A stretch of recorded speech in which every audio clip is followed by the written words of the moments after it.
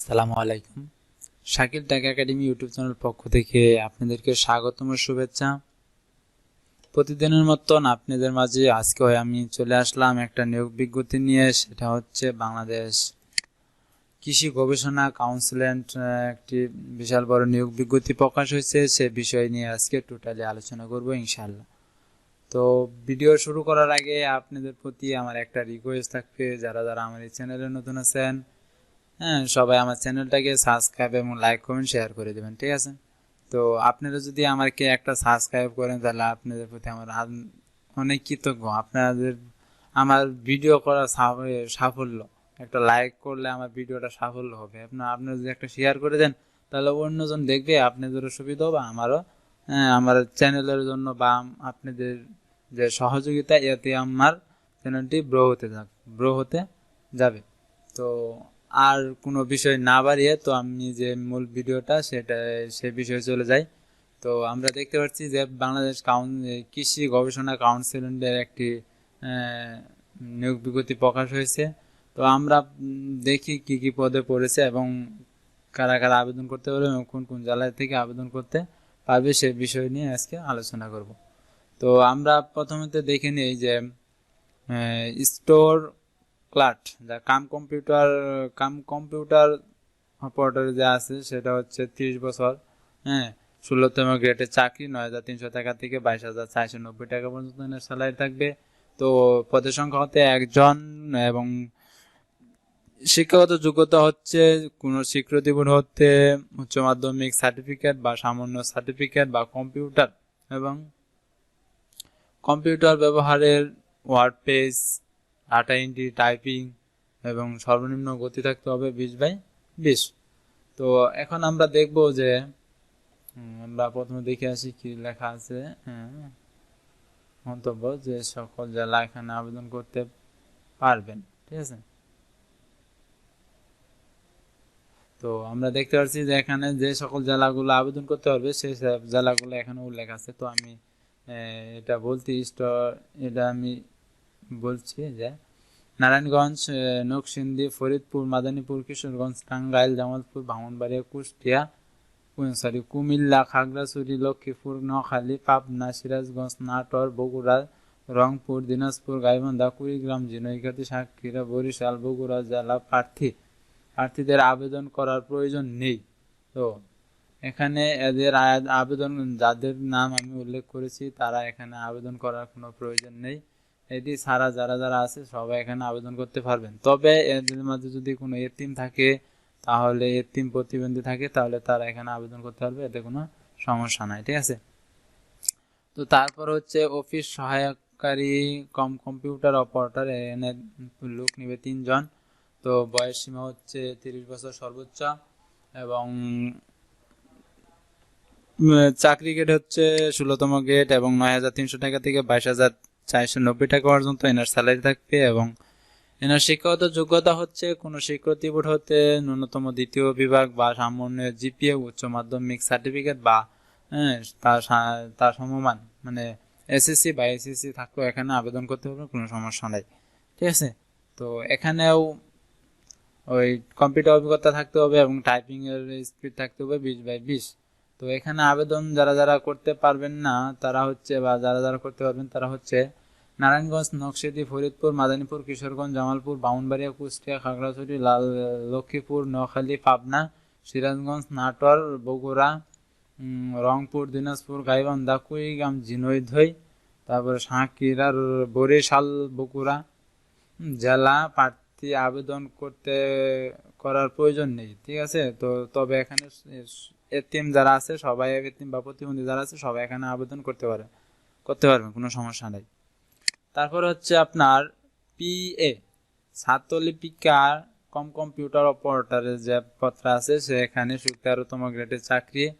তো 11,000 থেকে 26,590 টাকা পর্যন্ত এনার স্যালারি থাকবে। বয়স সীমা হচ্ছে 30 এবং পদের সংখ্যা হতে একজন ও শিক্ষাগত যোগ্যতা হচ্ছে কোনো স্বীকৃতি পদ্ধতিতে ন্যূনতম দ্বিতীয় শ্রেণী বা সামান্য জিপিএ তে স্নাতক বা সম্মান ডিগ্রি থাকতে হবে। কম্পিউটার অভিজ্ঞতা থাকতে হবে ছাত্রলিপিকা টাইপিং স্পিড থাকতে হবে 80/50 হ্যাঁ মিনিটে। তারপর হচ্ছে কম্পিউটারে ইংরেজি বাই বাংলা থাকতে হবে 30/25। তো এখানে সকল জেলা প্রার্থী আবেদন করতে হবে, এতে কোনো সমস্যা নাই। তো তারপর হচ্ছে হেড ক্যাশিয়ার। তো হেড ক্যাশিয়ার এনার স্যালারি থাকবে 11,000 থেকে 26,590 টাকা পর্যন্ত। চাকরি গ্রেড হচ্ছে আপনার 13তম গ্রেডের চাকরি। হ্যাঁ, পদের সংখ্যা হতে একজন। শিক্ষাগত যোগ্যতা হচ্ছে কোনো স্বীকৃতি বোর্ড হতে বাণিজ্য বিভাগে ডিগ্রি লাগতে হবে, তার তো এখানে আবেদন করতে পারবে।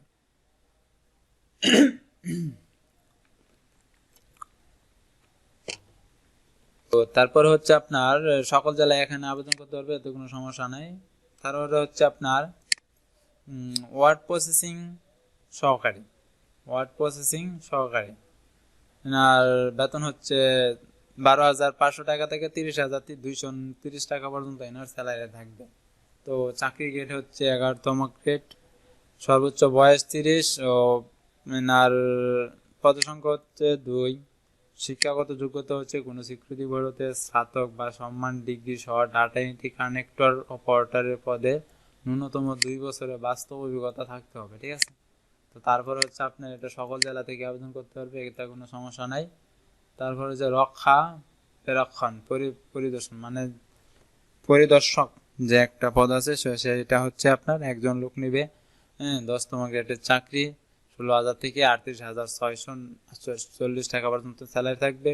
কোনো স্বীকৃতি বোর্ড হতে ইলেকট্রনিক্স ও মেকানিক্স বা সিভিল ইঞ্জিনিয়ারিং বিষয়ে 4 বছরের ডিপ্লোমা থাকতে হবে। সকল জেলা থেকে আবেদন করতে পারবে, এতে কোনো সমস্যা নেই। তো আপনারা আরও ভালোভাবে আবেদনটি করে নেবেন। আমি ভিডিও ডেসক্রিপশনে আমার ওয়েবসাইটে লিঙ্ক দিয়ে দিব, তো আপনারা ওইখান থেকে আমার ভিডিওগুলো দেখে আসতে পারেন। তারপর হচ্ছে সহকারী পরিচালক, এটাও আপনারা দেখে নেবেন, ঠিক আছে। তারপর হচ্ছে প্রোগ্রামিং, এটা কিভাবে করতে হবে এটাও আপনারা এখানে দেখে নেবেন সুন্দরভাবে, যারা যারা প্রোগ্রামিং কাজ শিখছেন। তো একজন করে লোক নেবে। তারপরে সিনিয়র ট্রেডিং অফিসার মানে ট্রেনার নেবে, আপনারা এখানেও দেখে নিতে পারেন, সব কিছু বিষয় একটু খুঁটিনাটি বিষয় জেনে নেবেন। তারপরে যে সিনিয়র সার্কেল অফিসার পুষ্টি, এটাও আপনারা এখানে দেখে নেবেন, ঠিক আছে। তো আমরা এখন দেখব যে আমাদের যে আবেদনটা শুরু হবে কবে এবং শেষ কবে, এটা আমরা দেখব। আমাদের এই আবেদনটি বা এই বিজ্ঞাপনটি দিতে একটু লেট হয়ে গেছে, তো তারপরও আপনাদেরকে আমি দিয়ে দিচ্ছি। তো এটাই দেখেন যে আবেদন ফি জমা দেওয়ার তারিখ হচ্ছে 29শে মার্চ 2023 সকাল 10টা থেকে আবেদন শুরু, এবং 30শে এপ্রিল 2023 বিকাল 5টা পর্যন্ত এই আবেদনটি চলবে। তো আমি এই জন্যই দিয়েছি, তো আমাদের এই আবেদনটি পুরো 1 মাস রানিং থাকবে, যার কারণে আমি এই বিজ্ঞাপনটা আপনাদেরকে পৌঁছাইলাম যে যাতে আপনারা কেউ মিস না করেন, ঠিক আছে। তো এখানে হচ্ছে আপনার ফিস প্রদানের যে একটা সিস্টেম আছে, তো এখানে আপনাদের এখানে দিয়ে দিচ্ছে, দেখেন এটা আমাদের সোনালী ব্যাংকে কি বলে সোনালী ব্যাংকের মধ্যে বা অন্য ব্যাংকের মধ্যে এটা আপনাদের পরিশোধ করতে হবে। তো আমি দেখাই দিচ্ছি, তারপরেও দেখি আবেদনটা কিভাবে করতে হয়, সব বিষয়টা আমি আপনাদের দেখাই দিব। তো 1 ও 2 নং পদের 500 টাকা ফিস থাকবে ব্যাংক ডাক অর্ডার নির্বাহ অফিসের চেয়ারম্যান লিমিটেড শাখায় প্রেরণ করতে হবে। এবং 1 ও 2 নাম্বার যে আছে পদটি, সেই দুইটা পদে ব্যাংক ডাক করতে হবে 500 টাকা করে, ঠিক আছে।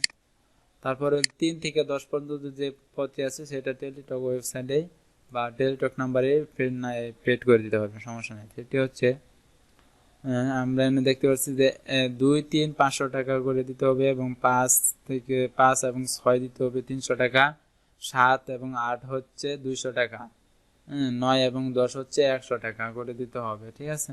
তো টেলিটক চার্জ মনে হয় 12 টাকা বা 30 টাকা করে নেবে, তো আপনারা এটি সহকারে এখানে দিয়ে দিতে পারেন। তো আবেদনের সিস্টেমটা সেটা আমি আপনাদেরকে একটু দেখাই দিই যদি। তো আমরা যদি আপনাদের হাতে থাকা মোবাইল দিয়ে আবেদনটি করতে পারবেন, কোনো সমস্যা নাই। তো আমি আপনাদের দেখাই দিচ্ছি কি আবেদনটা কিরকম করবে।